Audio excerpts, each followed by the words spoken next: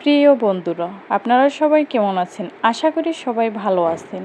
এই প্রেম কাহিনী অনেক সুন্দর একটি কাহিনী। আপনারা ধৈর্য সহকারে মনোযোগ দিয়ে শুরু থেকে শেষ পর্যন্ত পড়লে সেখান থেকে আপনারা অনেক কিছু শিখতে পারবেন এবং অনেক কিছু বুঝতে পারবেন। এই গল্পের সাথে বাস্তবতার অনেকটাই মিল রয়েছে, যা আপনি যদি কোনো দিন কারোর সাথে প্রেম করেন অথবা করার ইচ্ছা থাকে, তাহলে আপনি এখান থেকে অনেক কিছু শিখতে পারবেন, যা আপনার জীবনে কোনো না কোনো সময় উপকারে আসবে। তিস্তা নদীর পাড়ে বসে সাইফুল পানির দিকে তাকিয়ে গভীর চিন্তায় মগ্ন। আজ স্কুল থেকে ফেরার পথে সে ঝর্ণাকে একটা চিঠি দিয়েছে। চিঠি নিয়ে ঝর্ণা যে রকম রাগের সাথে তাকিয়েছিল, তাতে করে বেপরোয়া স্বভাবের সাইফুল প্রথমে একটু ভয় পেলেও পরক্ষণে বলেছিল, রাগ করো আর যাই করো, চিঠিটা পড়ার পর করো। চিঠিটা কি সে না পড়ে ছিঁড়ে ফেলেছে, না পরে ছিঁড়েছে?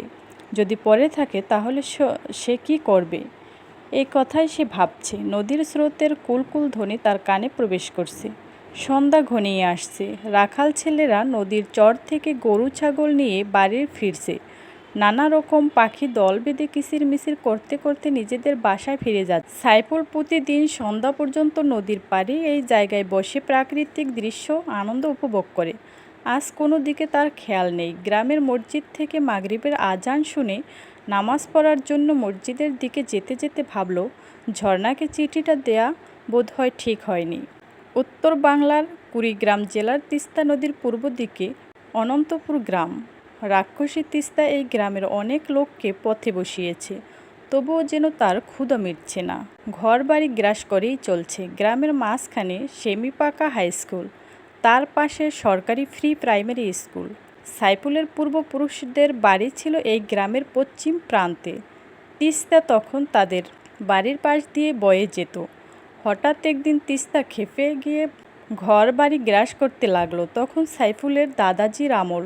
ওর দাদাজির নাম কলিমুদ্দিন। কলিমুদ্দিনের বাস্তভিটা, জমি জমা, পুকুর ডোবা ও আগান বাগান নেহাত কম ছিল না। তিস্তা সব কিছু কেড়ে নিয়ে তাকে পথের ভিখারি করে দিল। শেষে কলিমুদ্দিন একই গ্রামের শ্বশুরের একটা বড় জমিতে দুখানা বেড়ার ঘর উঠিয়ে বাস করতে লাগলেন। 12 মাস যার বাড়িতে কামলারা কাজ করত, সে এখন অন্যর বাড়িতে কামলাগিরি করে সংসার চালায়। তার একমাত্র ছেলে ওসমান, সেও বাপের সঙ্গে অন্যর ক্ষেত খামারে কামলাগিরি করছে। যে বছর এরকম নিঃস্ব হয়ে কলিমুদ্দিন এই গ্রামে চলে আসেন, সে বছর ওসমান এসএসসিতে ভালো রেজাল্ট করেও আর পড়াশোনা করতে পারেনি। কলিমুদ্দিন নিজের ভাগ্যর দুরবস্থার কথা চিন্তা করে দিনের পর দিন ভেঙে পড়তে লাগলেন। কলিমুদ্দিন ধার্মিক লোক। তিনি ছেলেকে ধর্মীয় শিক্ষা দিয়ে মানুষ করেছেন।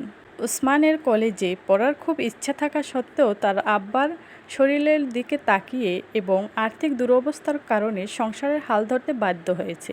তার মামাদের অবস্থাও তেমন ভালো নয়। কোনো দিকে আশার আলো দেখতে না পেয়েও ওসমান গ্রামের লোকজনের ক্ষেত খামারে কাজ করে সংসার চালাতে লাগলো। একবার রংপুরে অথবা ঢাকায় এসে চাকরির চেষ্টা করবে বলে তার আম্মাকে বলেছিল। জেবুন্নেছা তখন বলেছিলেন, তুই আমাদের একমাত্র ছেলে, তোর আব্বা আর খাটাখাটনি করতে পারে না। তুই শহরে গিয়ে চাকরি করে কবে টাকা পাঠাবি তার কোনো ঠিক আছে? ততদিন আমাদের চলবে কি করে? এই কথা শোনার পর সে শহরে যাওয়ার চিন্তা বাদ দিয়ে দেশেই কাজকাম করতে লাগলো। আর রাতে কয়েক ছেলেকে প্রাইভেট পড়িয়ে যা আয় করত তার থেকে কিছু জমা রাখত। এভাবে কয়েক বছর কঠোর পরিশ্রম করে সংসারে কিছুটা সচ্ছলতা এনেছিল। এক সময় আব্বা আম্মার জেদাজেদিতে মামাতো বোন মালেকাকে বিয়ে করে। বিয়ের 3 বছর পর মালেকা একটা কন্যা সন্তান জন্ম দেন। কলিমুদ্দিন নাতনির নাম রাখলেন মনিরা বেগম। মনিরা জন্মাবার 1 বছর পর 1.5 মাসের ব্যবধানে কলিমুদ্দিন ও জেবুন্নেসা মারা যান। ওনাদের মৃত্যুর 5 বছর পর সাইফুলের জন্ম হয়। ওসমান সাইফুলকে প্রথমে ফোরকানিয়া মাদ্রাসায় আরবি পড়তে দেন আর একটু বড় হতে স্কুলে ভর্তি করে। সাইফুল ছোটবেলা থেকে খুব মেধাবী, পড়াশোনায় খুব মনোযোগী, কিন্তু ভীষণ চঞ্চল ও বেপরোয়া। পাড়ার ছেলেদের সাথে নিজেও যেমন মারামারি ঝগড়াঝাটি করে, তেমনি অন্যদের দ্বারাও সব করাতেও ওস্তাদ। সাইফুল যখন কিশোর বয়সে পড়ল, তখন ওসমান ছেলেকে কড়া শাসনে ধর্মীয় শিক্ষা দিয়ে সেই মতো চালাতো। হাই স্কুলে ভর্তি হয়ে তার স্বভাবের সব কিছু পরিবর্তন হয়, কিন্তু বেপরোয়া ভাবটা রয়ে গেল।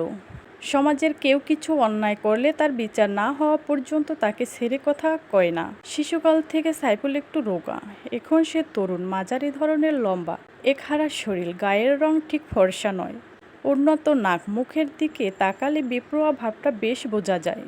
নিচের ক্লাস থেকে সে পাশ হয়ে আসছে, সেই জন্য তার বেপরোয়া স্বভাব যেন স্কুলের ছাত্রছাত্রীরা, এমনকি শিক্ষকেরাও তাকে মনে মনে ভালোবাসে। এই গ্রামে মেয়েদের জন্য কোনো আলাদা স্কুল না থাকায় ছেলেমেয়েরা একসঙ্গে ক্লাস করত। প্রত্যেক ক্লাসে ছেলেরা একদিকে বসে আর মেয়েরা অন্যদিকে, মধ্যখান দিয়ে যাতায়াতের রাস্তা। সরকারি প্রি প্রাইমারি স্কুল থেকে সাইফুল বৃত্তি নিয়ে পাশ করে হাই স্কুলে ক্লাস 6-এ ভর্তি হয়। প্রথম যেদিন সাইফুল স্কুলে আসে সেদিন ঝর্ণার দিকে সে বারবার তাকিয়ে দেখেছে। ক্লাসের সব থেকে ঝর্ণাকে বেশি সুন্দরী মনে হয়েছিল। ছোটবেলা থেকে সে যে কোনো সুন্দর জিনিসকে ভালোবাসত। প্রাকৃতিক দৃশ্য তাকে সব থেকে বেশি আকর্ষণ করে, তাই সে খেলাধুলার চেয়ে নদীর পাড়ে ঘুরে ঘুরে প্রাকৃতিক দৃশ্য দেখে। ঝর্ণাকে দেখার পর থেকে তার সঙ্গে কথা বলার জন্য সাইফুলের মন ছটফট করতে থাকে। কয়েকদিন পর একদিন টিফিনের সময় ঝর্ণার সাথে গিয়ে তার নাম জিজ্ঞেস করেছিল। ঝর্ণা তার দিকে একবার তাকিয়ে মাথা নিচু করে চুপ করেছিল।